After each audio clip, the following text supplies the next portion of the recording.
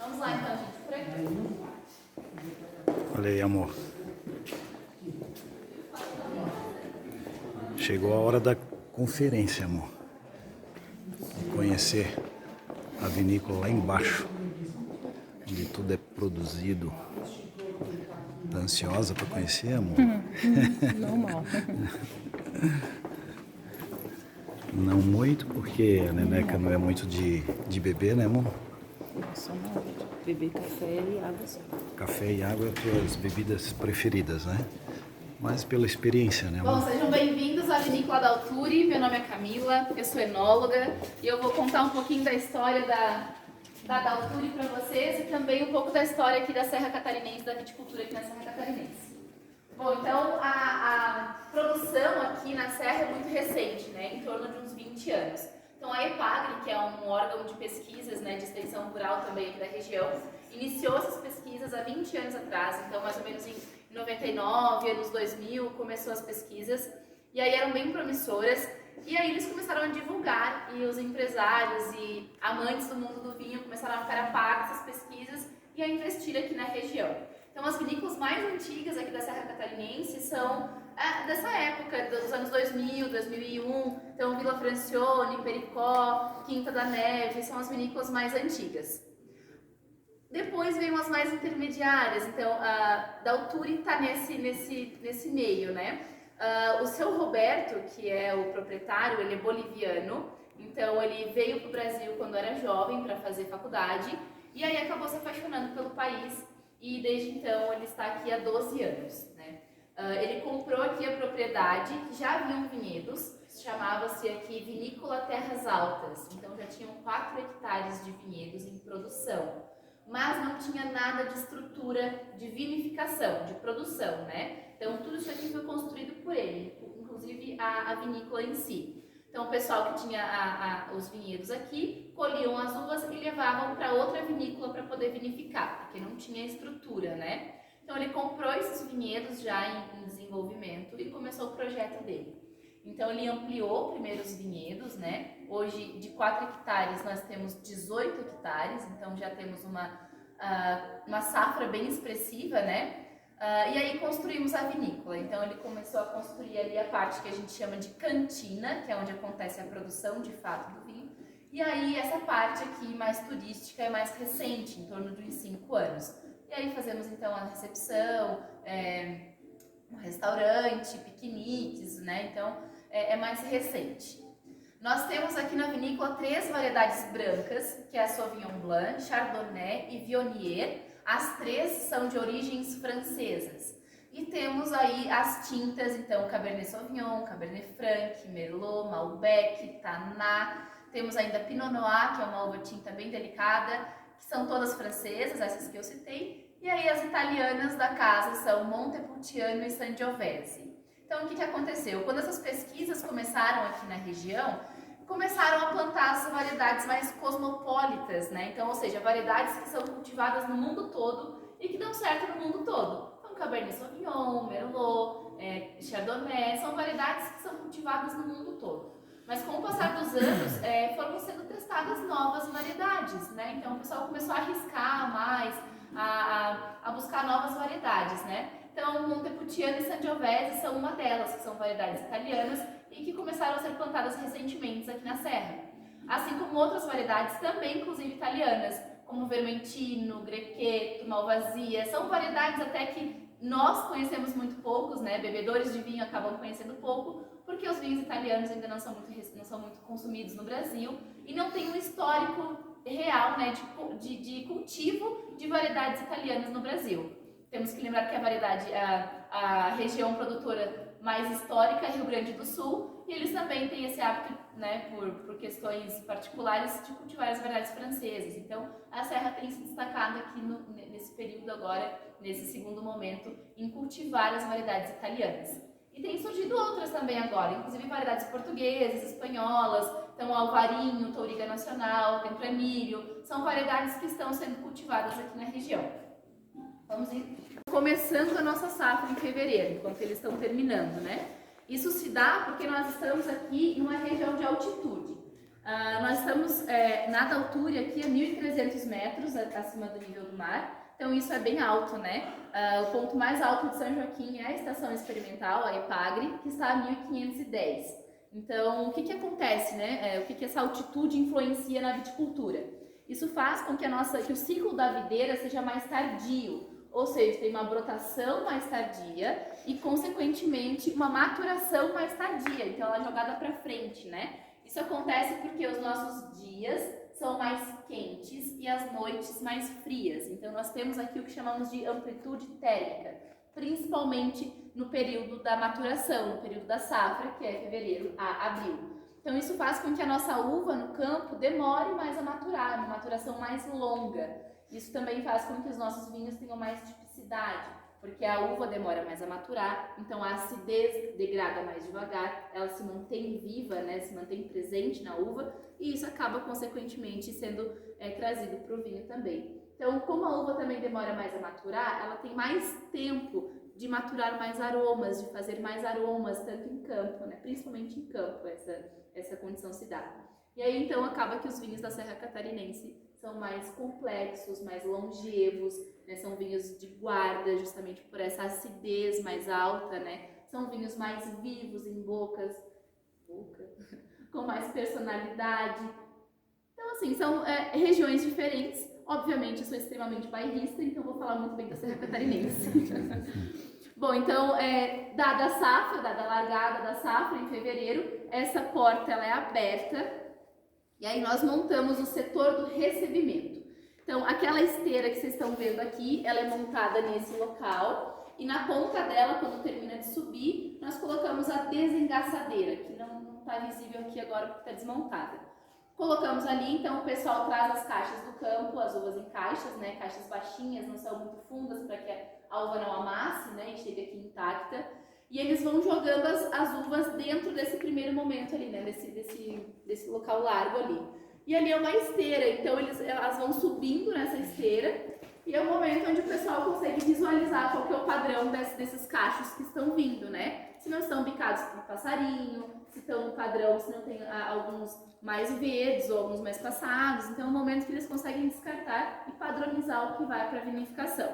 Então ela vai subindo devagarinho ali naquela esteira, depois ela cai então nessa desengaçadeira.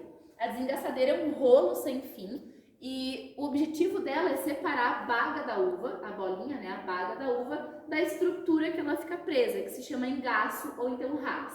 Então, para a vinificação, a rax não vai.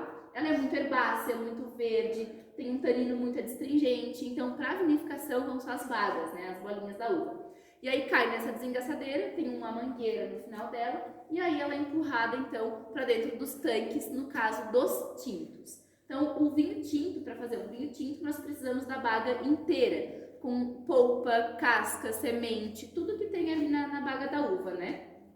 Porque é ali que está tudo que a gente precisa para dar complexidade e dar estrutura para esse vinho tinto. A cor, né, que sai da casca, da uva, os taninos. Os taninos é aquela sensação de secura que a gente tem na boca quando toma um vinho. Então ele está na casca e na semente. Então por isso que precisa ficar em contato, esse líquido que vai saindo das bagas, precisa ficar em contato com essa casca, com essa semente, para extrair tudo isso dela, né? Então eles ficam num período que a gente chama de maceração. Fica tudo dentro do tanque, casca, polpa, semente, e ficam ali macerando, né? Extraindo, saindo essa coloração e esses taninos. E aí aqui é o momento que o enólogo decide que tipo de vinho que ele quer fazer. Então vinhos mais leves, por exemplo, um Merlot, fica menos tempo com essa casca e com essa semente. E vinhos mais estruturados, mais potentes, mais robustos, ficam mais tempo, né? Então um Tanat, um Malbec, um Cabernet Sauvignon. Então aqui o enólogo também consegue pensar em que estilo de vinho que ele está fazendo, né? Conforme o período que esse líquido fica com as cascas. Geralmente fica 30, 40 dias para vinhos mais robustos e encorpados e de 15 a 20 dias para vinhos mais delicados, né? Com uma coloração mais rala, com uma extração mais delicada. No caso dos brancos e rosés, eles não vão com casca e semente para os tanques, então eles têm que ser prensados. E para isso a gente usa aquela prensa lá atrás, que se chama prensa pneumática. Quem quiser chegar mais para cá para visualizar, que é uma prensa pneumática, uma prensa bem tecnológica. Ela tem como se fosse um balão dentro dela, de lona, e a parede do cilindro dela é toda furada. Então, o que acontece? A gente joga as uvas ali dentro, saiu da desengaçadeira, vai lá para a prensa. Então, a gente joga as uvas ali dentro, né?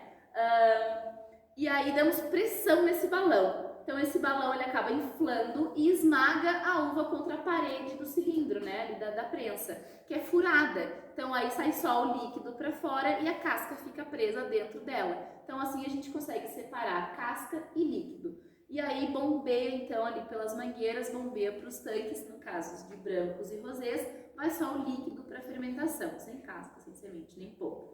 Aí aquela prensa é sempre uma briga de quem que vai limpar, né? Porque fica cheio de casca dentro, a pessoa tem que entrar por baixo, dentro, se molha inteiro.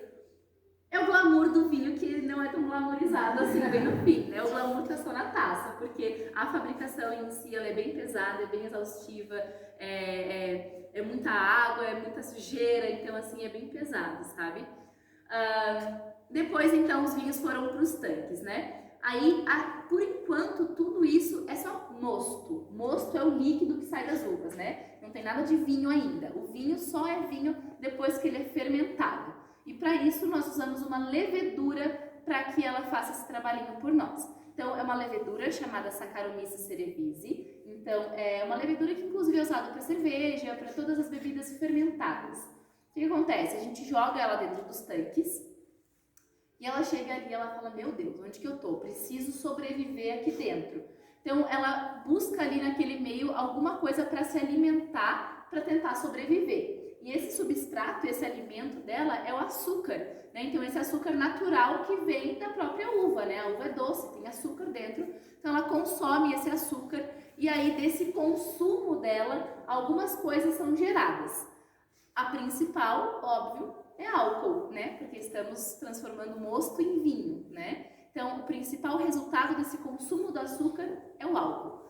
Outras coisinhas ela faz: calor, aromas e gás. Então, esses tanques, eles são todos equipados com cintas de refrigeração, porque é uma fermentação bem tumultuosa, que faz calor mesmo, chega a 27, 26 graus, é uma temperatura alta, fica muito quente para a levedura trabalhar. Então, esses tanques são equipados com cintas de refrigeração. Então, circula água dentro dessas cintas, que são todas furadinhas, para resfriar. Então, uma fermentação de 12, 15 graus, para que se arraste um pouco mais essa fermentação, demore um pouco mais para acontecer e que ela faça bastante aroma, bastante coisas interessantes para dar complexidade para o vinho.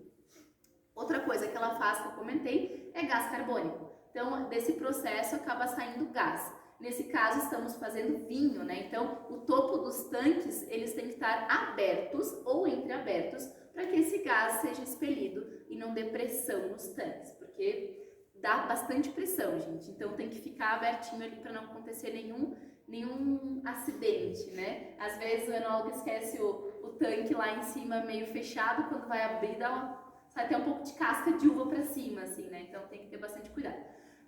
Enfim, então, nesse momento fizemos um vinho. O vinho está pronto e aí nesse momento o enólogo decide o que ele vai fazer. Se vai ser um vinho de entrada, sem barrica, com barrica, o que ele vai fazer com esse vinho, né? E aí, então, se ele decidiu pôr numa barrica, conecta-se as mangueiras aqui, no caso dos brancos e rosés, e vai lá para as barricas. No caso dos tintos, lembrem que eles estão todos cheios de casca, polpa e semente. Então, precisamos prensá-los. Então, puxamos a prensa para perto das portas dos tanques, abrem as portas, colocam uma esteirinha que carrega, então, tudo para dentro da prensa. A prensa tem esse objetivo, separar casca e líquido, ou no final da maceração, ou antes da fermentação, no caso dos brancos e rosés, né? Então, tirada a casca dos tanques, eles ainda voltam para o tanque, decantam, no caso dos tintos, né? Porque o vinho tem turbidez, tem sedimento, ele não é limpinho como ele chega na garrafa, ele ainda tem muita sujeira para chegar na garrafa. Então ele volta para o tanque, decanta, depois ele vai para as barricas. Então ali também o enólogo decide quanto tempo esse vinho precisa ficar em barrica. Aqui nós temos entre os tintos, o que fica menos tempo é o Merlot, que fica 10 meses, e o que fica mais tempo é o Dom Roberto, que fica 4 anos. Mas em média ficam 15, 16 meses, né, os outros vinhos. O rosé, inclusive, ele fica rosé porque ele não fica em contato com a casca, né? Lembram que para extrair essa coloração, o mosto tem que ficar em contato com a casca. O rosé, ele é prensado, só é esmagado, então por isso que ele não é tinto, ele é rosézinho, né? Então o rosé não é o corte de uma uva branca com a uva tinta, né? É a uva tinta, só que sem contato com a casca. Bom, dado isso, então, foram os vinhos lá para a barrica, no caso dos tintos, e os vinhos que vão ficar vinhos, né? Nesse momento também ele decide se ele quer fazer o espumante de branco ou rosé, né? Então ele tem aqui um vinho branco, um vinho rosé, e ele decide, não quero passar por barrica e não quero que seja um vinho, quero que seja um espumante. Então todo espumante, antes de ser um espumante, foi um vinho. Para fazer um espumante você precisa antes ter um vinho, né? Então nesse momento temos ali um vinho pronto e ele decide, eu quero que esse vinho seja um espumante. Então ele vai fazer o que a gente fala de tomada de espuma. Então você coloca açúcar exógeno, porque o açúcar natural a levedura já consumiu para fazer álcool, né? Então você coloca açúcar exógeno e mais leveduras. Porque aquela levedura que estava ali, que fez a primeira fermentação, ela já morreu. O próprio álcool que ela fez ali acabou matando ela, né? O álcool é um antisséptico, então acabou matando ela. Então coloca mais levedura. E aí faz o que a gente chama de tomada de espuma. Como quando inicia a fermentação, que ele vê que começa a tumultuar, ele tira desse tanque e vem para esses tanques aqui, que são chamados de autoclave. Então são tanques bem diferentes dos tanques de fermentação, né? Eles são cilíndricos, são robustos, eles têm um medidor de pressão, que é um barômetro, porque aqui a levedura vai consumir o açúcar, vai gerar o gás, e nesse caso a gente quer que fique preso, porque estamos fazendo um espumante. E aí ele suporta então essa pressão, inclusive ele tem esse formato, porque o gás carbônico ele fica indo e voltando, ele faz esses movimentos dentro do tanque.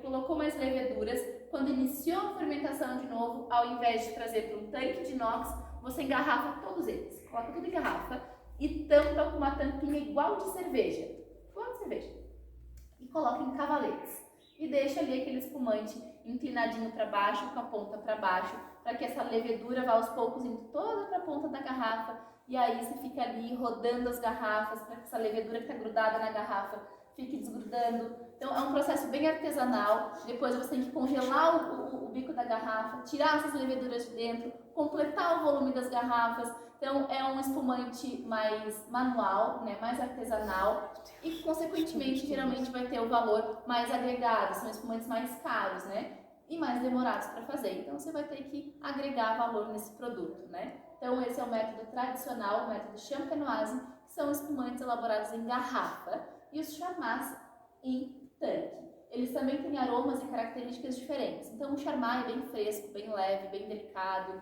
mais floral, mais frutado, mais festivo, digamos assim, né? E o champenoise, o tradicional, ele é um espumante mais robusto, mais cremoso, com aromas até mesmo de levedura, pão, brioche. Então são espumantes diferentes, mas que agradam a todos. Alguns preferem um, outros preferem outro, igual o vinho, né? Tem gente que prefere mais leve, tem gente que prefere mais encorpado. Geralmente o champenoise é mais gastronômico, é um espumante que você abre para acompanhar um prato, e o charmat são espumantes mais fáceis de tomar, assim, de beira de piscina, de comemoração, de brindes, né? Então usamos os dois tipos, inclusive tem vinhos que passam pelas duas barricas, então depois a gente faz o corte de barricas, né? Carvalho americano geralmente acaba aportando vinhos aromas mais frescos, né? Lembrando um coco queimado, uma baunilha. E já o carvalho francês acaba aportando aromas mais de especiarias, então uma canela, cravo, pimentas. E aí quando você faz o corte de barricas, né? Você pega uma barrica de carvalho, um vinho que passou por carvalho americano e um vinho que passou por carvalho francês, você acaba tendo um vinho mais complexo. Então a ideia é essa, a gente trazer complexidade para o vinho usando duas barricas diferentes. Essas barricas grandes são barricas de 500 litros e as pequenas são de 225. Só para vocês terem uma noção, então as barricas pequenas, elas cabem mais ou menos 300 garrafas dentro delas, saem delas 300 garrafas, e aqui mais ou menos umas 700 garrafas. Então, tem um monte de garrafa aqui, né, gente?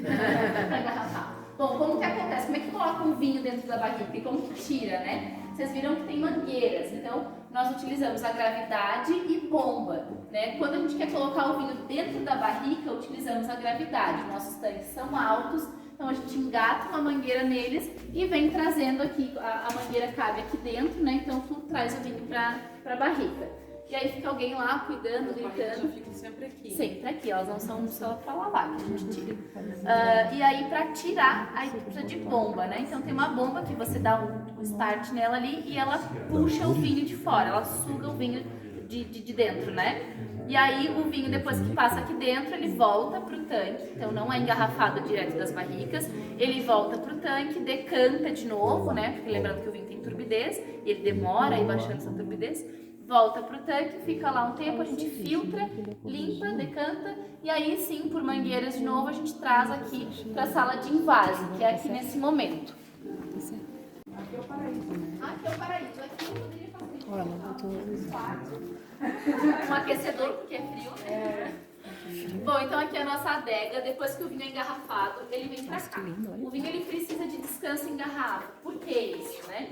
Porque ele precisa melhorar os seus aromas, evoluir os seus aromas, melhorar as suas sensações táteis, essa sensação do tanino, da acidez. Ele precisa atenuar, né? Aveludar. Então, isso só acontece com a microoxigenação, que acontece dentro da barrica, por isso que o vinho passa por barrica, né, ter microoxigenação e melhorar os seus aromas e suas sensações táteis. E dentro da garrafa acontece também, só que é bem mais demorado em garrafa do que em barrica, porque a barrica é muito maior, tem poros nela, acontece muito mais rápido essa troca de oxigênio. Na garrafa é só o espaço da rolha, então acaba sendo bem mais demorado, né? E aqui eles ficam um tempo, então geralmente um ano e meio eles acabam ficando aqui. Como nós temos uma venda bem expressiva, né? Nós temos um restaurante para atender, nós temos os passeios turísticos, temos sunset, piquenique, então nós temos um consumo bem alto aqui dentro da vinícola mesmo. Então às vezes o vinho não consegue passar o mesmo tanto de tempo em garrafa que ele passou em barrica. Então, por exemplo, nós temos o Dom Roberto, que ele ficou 4 anos em garrafa. Para ser bem certo, ele tinha que ficar 4 anos em barrica, ele tinha que ficar 4 anos em garrafa. Mas o nosso mercado, ele não dá conta, então ele precisa lançar o vinho um pouquinho antes para poder pagar as contas no final, né? Porque, imagina, deixar o 4 anos parado, tem que ter um orçamento financeiro muito alto para você conseguir bancar tudo isso sem depender da venda daquele vinho que está parado, né? Para isso também que existem os espumantes, os vinhos brancos e rosés que não passam por barrica. Então é uma venda mais rápida, uma elaboração mais rápida. Geralmente no ano da colheita você já consegue colocar ele no mercado. Então a colheita aconteceu em fevereiro, chega novembro, dezembro, você já consegue colocar até antes, às vezes outubro, esse produto já está no mercado. Cinemeto em italiano significa sem medo. Então o seu Roberto ele utiliza esse bordão, né, essa frase, porque ele é um estrangeiro que veio para o Brasil, investiu, empreendeu. Então, querendo ou não, ele sentiu, ele sofreu, na verdade, muito preconceito, né? Muita represália, por ser estrangeiro, uma pessoa de fora, investindo. Então, ele fala que ele teve que ter muita coragem, né? Muita coragem e teve que vir sem medo. Então, em italiano, cinemeto significa sem medo. Então, por isso que ele usa esse bordão nos nossos vinhos, tá? Tá escrito por tudo isso. E aqui esse vinho se chama Cinemeto do Alquimista, porque ele se intitula um alquimista, sabe? Por mais que ele não seja enólogo, ele sempre está dentro da cantina, opinando, dando a sugestão dele, fazendo alguns cortes.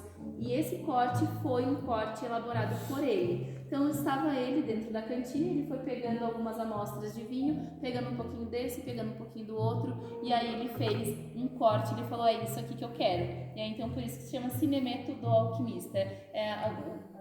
A coragem dele, a coragem de vir, empreender, de fazer um corte diferente. É um blend, né? Então significa que é mais de uma uva, são 6 uvas.